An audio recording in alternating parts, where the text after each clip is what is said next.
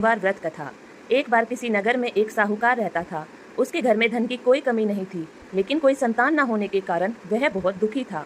संतान प्राप्ति के लिए वह हर सोमवार को व्रत रखता था और पूरी श्रद्धा के साथ शिव मंदिर जाकर भगवान शिव और माता पार्वती की पूजा करता था। उसकी भक्ति देखकर एक दिन माता पार्वती प्रसन्न होकर भगवान शिव से साहूकार की मनोकामना पूर्ण करने का निवेदन करने लगी।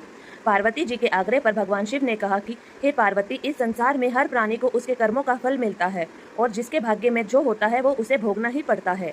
लेकिन पार्वती जी ने साहूकार की भक्ति देखकर उसकी मनोकामना पूर्ण करने की इच्छा व्यक्त की। माता पार्वती के आग्रह पर शिवजी ने साहूकार को पुत्र प्राप्ति का वरदान तो दिया, लेकिन उन्होंने बताया कि यह बालक सिर्फ 12 वर्ष तक ही जीवित रहेगा। माता पार्वती और भगवान शिव की बातचीत को साहूकार सुन रहा था, इसलिए उसे ना तो इस बात की खुशी थी और ना ही दुख।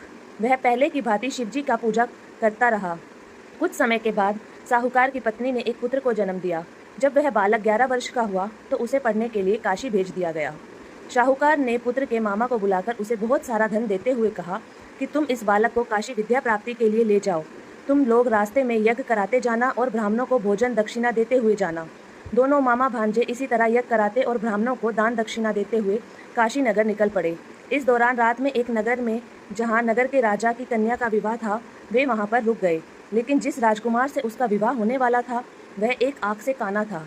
राजकुमार के पिता ने अपने पुत्र के काना होने की बात छुपाने के लिए सोचा, क्यों ना इस साहूकार के पुत्र को दूल्हा बनाकर राजकुमारी से विवाह करा दूं।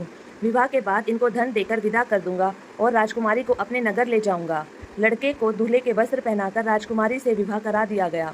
साहूकार का पुत्र ईमानदार था, उसे यह बात सही नहीं लगी, इसलिए उसने अवसर पाकर राजकुमारी के दुपट्टे पर लिखा कि तुम्हारा विवाह तो मेरे साथ हुआ है, लेकिन जिस राजकुमार के संग तुम्हें भेजा जाएगा वह एक आंख से काना है।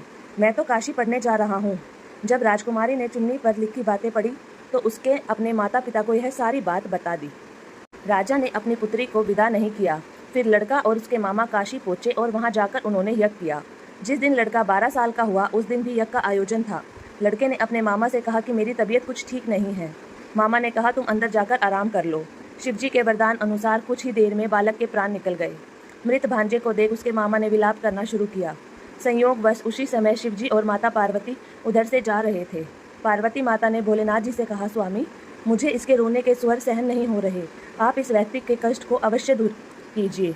जब शिवजी मृत बालक के समीप गए तो वह बोले, अरे यह तो उसी साहूकार का पुत्र है जिसे मैंने 12 वर्ष की आयु का वरदान दिया था। अब इसकी आयु पूरी हो चुकी है। लेकिन मातृभाव से विभोर माता पार्वती ने कहा कि हे महादेव, आप इस बालक को और आयु देने की कृपा करें, अन्यथा इसके वियोग में इसके माता पिता